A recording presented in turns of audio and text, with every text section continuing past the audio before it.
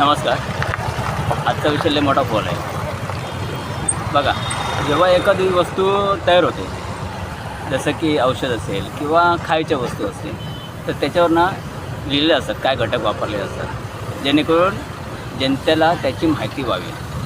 जसं की आता ही एक औषधाची बाटली आहे समजा माझ्याकडे, उदाहरणादाखल तुम्हाला दाखवतो. आता ह्यामध्ये सगळे ते घटक वगैरे सगळे आहेत.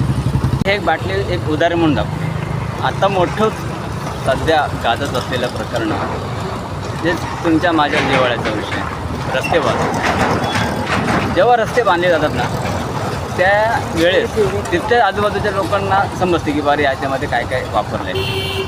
काही सेकंद किंवा काही मिनटासाठी ते काय कंटिन्यू तिथे थांबत नाही. पण इतर लोकांनाही समजण्यासाठी आम्ही रस्त्यामध्ये काय वापरलं, काय नाही वापरत, ते जनतेला कसं समजेल, त्यासाठी हे रस्ते असे बनवले जातात. जेव्हा रस्ते बनवले जातात ना, तेव्हा रस्त्यामध्ये काय काय आम्ही वापरतो हा यांचा पारदर्शकपणा आहे. किती प्रामाणिकपणे काम करतात ना हे लोक. आता ह्या गाड्या जातात. हा एक उदाहरण म्हणून आपण पकडू शकतो. असे कित्येक जे गल्लोगल्ली असू देत, राज्य महामार्ग, किती सुपर डुपर हायवे होत आहेत. आजकाल बांधलेले रस्ते मोठ्या प्रमाणात खड्डे तयार होतात. कालबरोबर बांधलेले पूल, मोठमोठे ब्रिज असतात आपण म्हणतो, ते धडाम पडून खाली पडतात.